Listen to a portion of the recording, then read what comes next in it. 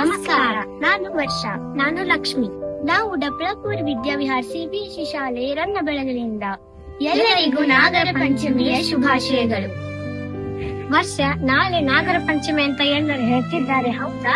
ನಾಗರ ಪಂಚಮಿ ಎಂದರೇನು? ಲಕ್ಷ್ಮಿ, ನಾಗರ ಪಂಚಮಿ ನಮ್ಮ ಭಾರತೀಯ ಸಂಸ್ಕೃತಿಯ ಪ್ರಮುಖ ಹಬ್ಬಗಳಲ್ಲಿ ಒಂದು.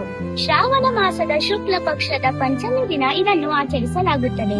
ನಾಗರ ಪಂಚಮಿ ಎಂದು ಪೂಜೆ ಮಾಡುವುದೇಕೆ? ಲಕ್ಷ್ಮಿ, ನಮ್ಮ ಸಂಸ್ಕೃತಿಯಲ್ಲಿ ನಾಗವನ್ನು ಪವಿತ್ರವೆಂದು ಗೌರವಿಸಲಾಗುತ್ತದೆ. ನಾಗಗಳು ಪರಿಸರದ ಸಮತೋಲನದಲ್ಲಿ ಪ್ರಮುಖ ಪಾತ್ರ ವಹಿಸುತ್ತವೆ. ಅವುಗಳನ್ನು ಗೌರವಿಸುವ ಮತ್ತು ಸಂರಕ್ಷಿಸುವ ಸಂದೇಶವನ್ನು ಈ ಹಬ್ಬ ನೀಡುತ್ತದೆ. ಈ ದಿನ ಹೇಗೆ ನಾಗದೇವರಿಗೆ ಪೂಜೆ ಮಾಡುತ್ತಾರೆ? ಲಕ್ಷ್ಮಿ, ನಾಗರ ಕಲ್ಲು ಅಥವಾ ನಾಗದೇವರ ಪ್ರತಿಮೆಗೆ ಅರಿಶಿನ, ಕುಂಕುಮ, ಹೂಗಳನ್ನು ಅರ್ಪಿಸಿ ಪೂಜೆ ಮಾಡುತ್ತಾರೆ.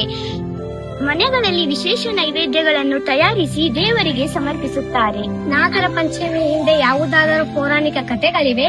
ಹೌದು ಲಕ್ಷ್ಮಿ, ನಮ್ಮ ಪುರಾಣಗಳಲ್ಲಿ ನಾಗಗಳಿಗೆ ಸಂಬಂಧಿಸಿದ ಹಲವು ಕಥೆಗಳಿವೆ. ಶ್ರೀಕೃಷ್ಣನು ಕಾಳಿಯ ನಾಗನನ್ನು ಜಯಿಸಿದ ಕಥೆಯು ಪ್ರಸಿದ್ಧವಾಗಿದೆ. ಹಾಗೆಯೇ ಶೇಷನಾಗ, ವಾಸುಕಿ ಮೊದಲಾದ ನಾಗಗಳನ್ನು ನಾವು ಸಂರಕ್ಷಿಸಬೇಕು.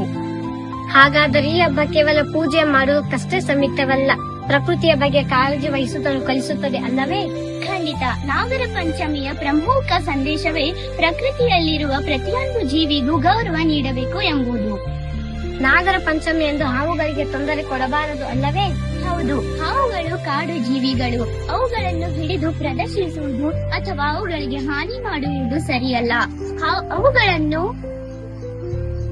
ಅವುಗಳನ್ನು ಸಂರಕ್ಷಣೆಗೆ ನಾವು ಸಹಕರಿಸಬೇಕು.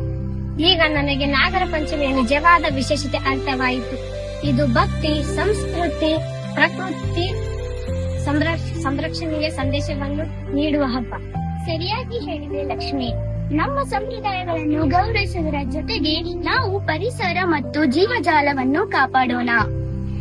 ನಾಗರ ಪಂಚಮಿಯ ಶುಭಾಶಯಗಳು. ನಾಗಗಳನ್ನು ಗೌರವಿಸೋಣ, ಪ್ರಕೃತಿಯನ್ನು ಸಂರಕ್ಷಿಸೋಣ. ಧನ್ಯವಾದಗಳು.